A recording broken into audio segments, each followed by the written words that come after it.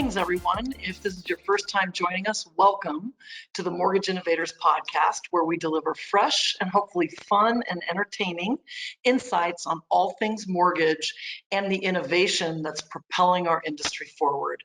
My name is Margaret Chiavini. I'm with New Res Correspondent Lending, and every Tuesday you can find our rotating group of co-hosts who all share their own unique connection to the industry. This week, we're continuing our segment on Real ROI. It's the August series, where all episodes are focused on technology and the return on that investment. So before we actually get into that episode, I want to just welcome my wonderful co-host, Michael Guidotti with American Pacific. Hi, Michael. Hey, Margaret, how's it going? It's going great. So glad to be here with you and our wonderful guest. We are very pleased to welcome Jeff Allen. Jeff is the president of CubiCasa. Welcome, Jeff. Thank you. Glad to be here. Super. So we're just going to dig right in to ROI. And what I'd like to do first is just center us. When we say ROI, we all think of different things. Return on investment. That could mean I can do it for less money. That can mean I can produce more profit at the end.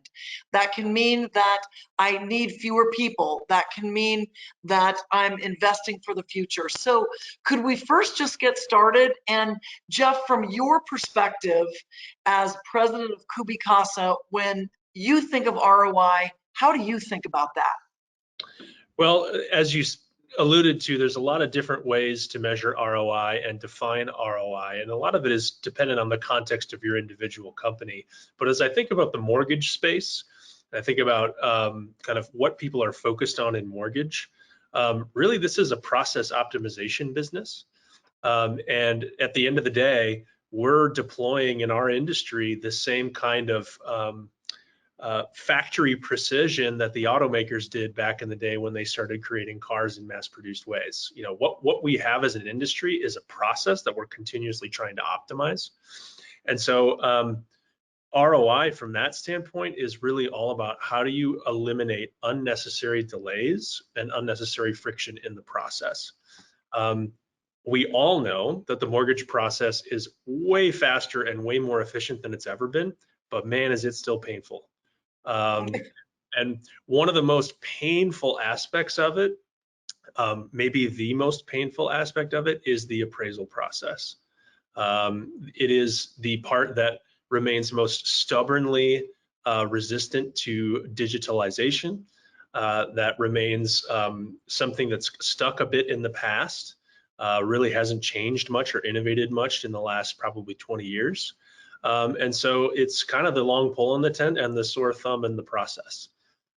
So if lenders are looking for true ways they can create ROI, close more loans more quickly with less people and with less friction for their consumers, that's where we are spending a lot of our time focusing, and we know a lot of our lender customers are focused on as well. Perfect. And we're going to dive into that. We're going to talk a lot about that particular topic. Before we do, it's always fun when Michael's here because Michael has the perspective of a lender, and not only a very large lender and just a wonderful lender in our business. So Michael, from your point of view, when you think about ROI as SVP of production, what are your thoughts around that?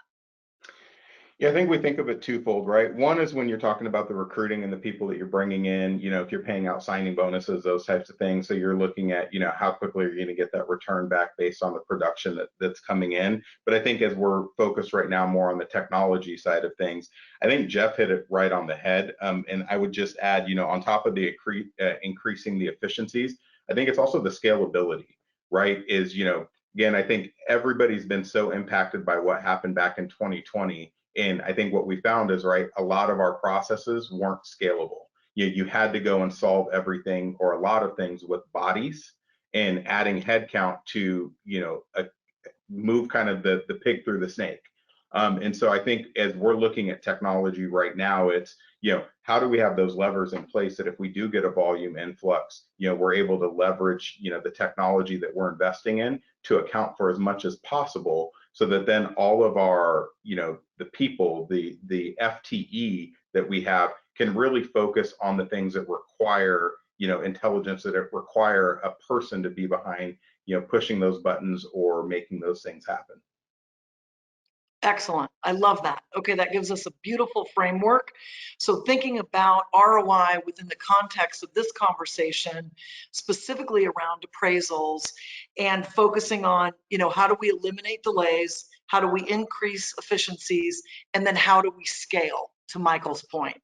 So Jeff, would you, first of all, I know that part of what CubiCasa does is you have floor plan technology. And just so that our audience is very clear, could you just first orient us? What does that mean? Sure. So CubiCasa is a pretty unique technology in any vertical, but certainly in the mortgage space, in that it's advanced computer vision technology that enables anybody with a smartphone to use our smartphone app, do a 5-minute walkthrough of their home using a scan from their phone, using practically any phone that you already have in your pocket.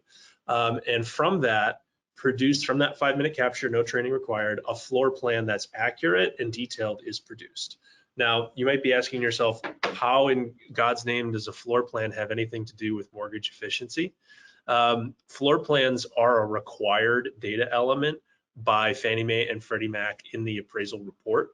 And it is the single hardest thing to get your hands on if you're not a trained appraiser who's doing the inspection yourself.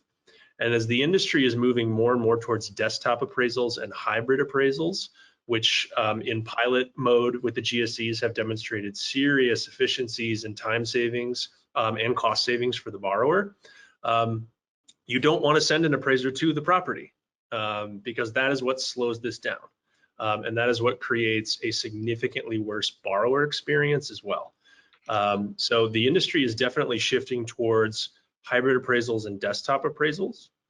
And for that model to work, the appraiser needs to have good quality data and a floor plan from the property so that they can actually conclude a reasonable value.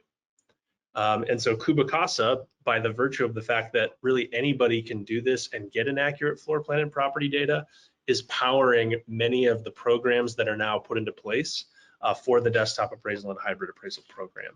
So really that's about ROI in the end, because if you are closing the appraisal process out in 2 days instead of 2 weeks, you're talking about a pretty significant process improvement for a lender, but also massive reduction in the uncertainty, fear, and doubt that exists with the buyer so the person borrowing on a purchase, right? Like, is the appraisal gonna come in low?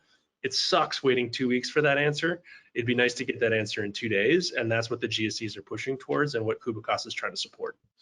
Yeah, that's excellent. And I like what you said, that as an industry, we're moving more and more to a desktop appraisal. Michael, could you give us a little bit of context in like almost the history of desktop appraisals? There was a time where they were really used very infrequently, and now, to Jeff's point, they're being used more and more and more. Help us understand what produced that transition, and what's kind of going on with that topic. Yeah, I think it's a good point, and it's something that I'm going to lean a little bit on Jeff on to give some additional context on it. But I think historically, right, you saw it used more with portfolio stuff, HELOCs, servicing, valuations, and I think then when 2020 came along, and that 2 weeks that he's talking about was expanding out to 3, 4, 5 weeks. If you get into some of the rural markets. And so I think it became just a higher need.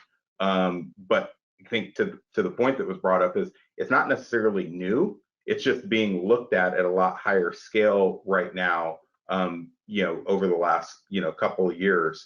But, Jeff, I'd kind of look to you as far as, how long have desktop appraisals really been around? And are you agreeing with kind of what I'm seeing is that it's really just been these last couple of years with the COVID influx?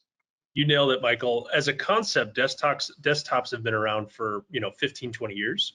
but mostly used in portfolio and home equity lending, because the GSEs typically in your traditional, conventional, or FHA as well, have always required a full traditional appraisal.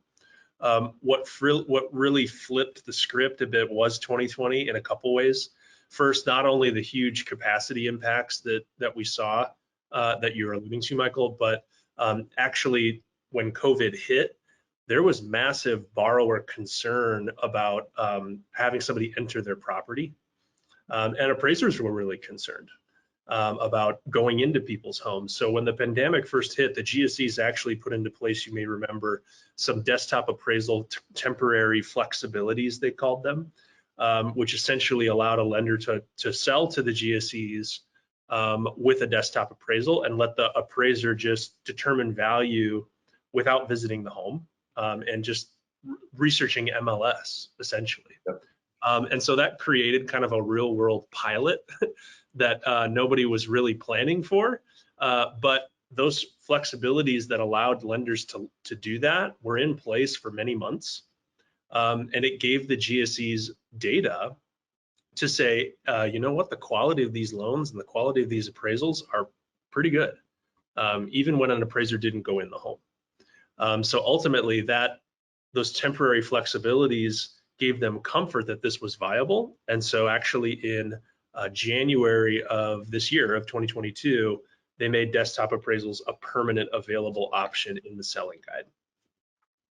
That's so great. And this is the Mortgage Innovators Podcast. So the fact that CubiCasa basically innovated by having the homeowner themselves with their phone create what you already said, Jeff, the most difficult part, which is the floor plan sketch, and then really making this all possible. So that's really great. I love it when we integrate ROI with innovation, Yeah. And one additional area too that I think, it might not be on the surface something that people think a ton about, but just in some of the knowledge I have in it is some of the gaps or concerns that came up previously with desktop appraisals, right? Is when you had newly renovated properties, when you had poorly maintained properties, and then you're not having somebody go inside and see that the quality of the home. I think CubiCasa's technology, right, solves for that as well, because even though it's really more intended for dimensions and the floor plans, but it's also then giving you that visibility into the quality and how the home's being maintained. Is that feedback that you guys hear in some of your conversations, Jeff? For sure, because the way our technology is being used in the mortgage space, the floor plan is a component of what's collected. But many of the companies we work with to deploy this for desktops and hybrids, they'll also have the homeowner themselves collect images and photos, or if it's a trained data collector going to the property, they'll follow a standard set of photo documentation and data collection. And so really it's bringing the home to the appraiser, giving the appraiser enough data and enough clarity about what's going on at the home that they can accurately and comfortably conclude a value without visiting. And so, this model of getting a lot of data from the property is only going to grow in popularity over time as these hybrids and desktops become more ubiquitous. And what I love about that is it touches right back on that efficiency and scalability, right? Is it's using technology so then the appraiser isn't spending time in the car, wasted time that's not the highest best use of their skill set, and they can focus it on what actually really is important, which is kind of doing that evaluation based on that data that's already been collected. Exactly right. And if I'm an appraiser, what I'm spending on gas in 2022 is another major motivator. Think of all the money that's being burned on appraisers just stuck in traffic. We can and should eliminate that. And so that's why hopefully appraisers do start to think of it as, benefiting them as well. Yeah, I love when you said that, bringing the home to the appraiser.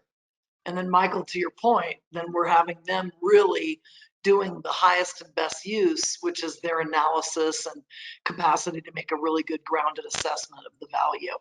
So that's great. Well, gentlemen, we're actually coming to the end of our time together. I thank you so much, Jeff, for producing such a high ROI on these 15 minutes.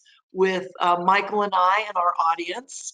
And any last words that you have, Jeff, on ROI for our wonderful audience? The best ROI advice I can give is to try and join the Mortgage Innovators Podcast, and you'll have incredible personal ROI, I can attest. Wonderful. And Michael, any parting words from you? No, just thank you so much, Jeff. And I guess, real quick, if anybody wants to learn more about CubiCasa, where do they find you? CubiCasa.com. Come and find us. We've just launched new product offerings in the US. We do now actually have available a free floor plan option that we're really excited about, and then optional add-ons on top of that. So we're just really going big after adoption right now, trying to get as many people as possible using the product. So feel free to check us out and use it, even if you're just interested in scanning your own house to get a floor plan. Fantastic. Well, thank you, Jeff. Thank you, Michael. And of course, to our wonderful audience, thank you for listening to our episode today. If you like what you heard, make sure to subscribe to the Mortgage Innovators YouTube channel or wherever you podcast. Until next time.